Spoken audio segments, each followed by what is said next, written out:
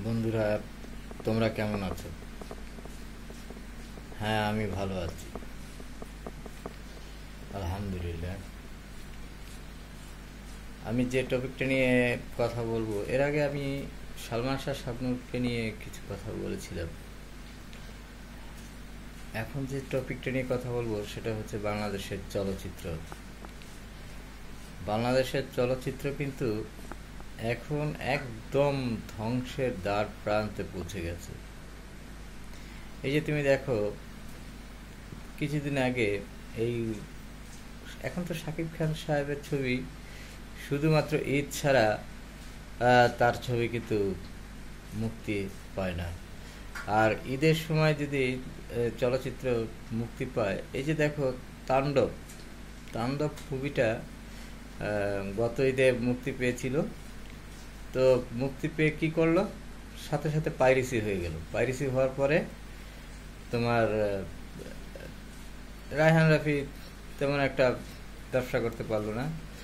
যে মুভিটা অনেক আশা করেছিলেন যে অনেক বড় অ্যামাউন্ট ঘরে তুলবে, কিন্তু পারেননি।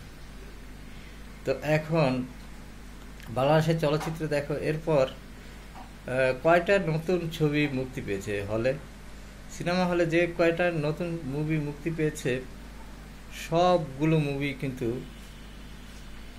ফ্লপ। তাহলে দেখো, বাংলা চলচ্চিত্র কি এখন আছে? বাংলা চলচ্চিত্র এখন কিন্তু একদম কফিনে চলে গেছে, এবং এটা শুধু এখন জাতীয় জাদুঘরের মতো একটা জাদুঘর আমরা দেখতে পাবো হয়তোবা অদূর ভবিষ্যতে। আর দেখো, বড় বড় নায়কগুলো যখন মারা গেল, যেমন মান্না, সালমান শাহ, জসিম, তারপর পৃথিবীতে কেউ থাকবে না, কিন্তু তারপর অকালে ঝরে যাওয়া আর কি, যে ঝরে গেল।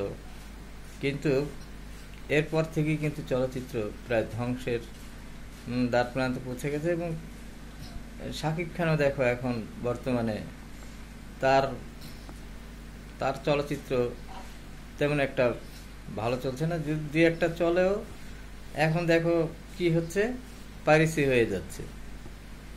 কি অবস্থা, মানে কি বলবো, বাংলা চলচ্চিত্র খুবই বেহাল পরিস্থিতি। আবার ওই যে গুণী শিল্পী এন্ড্রু কিশোর দেখো আমাদের ছেড়ে চলে গেছে। মানে অনেক চলচ্চিত্রের উপর দিয়ে অনেক ঝড় ঝাপটা, অনেক কিছুই গেছে। এন্ড্রু কিশোরের একটা গান আমার খুব ভালো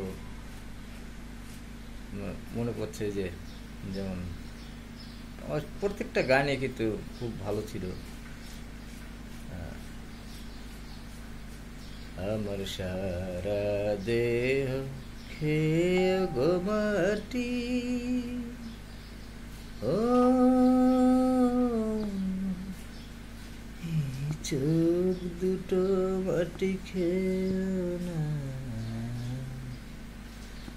আমি মরেও গেলে তারে দেখার স্বাদ মিটবে না গো, মিটবে না। এখন দেখো, এন্ড্রু কিশোর কত বড় একটা গায়ক ছিল, এবং সে ক্যান্সারে মারা গেছে।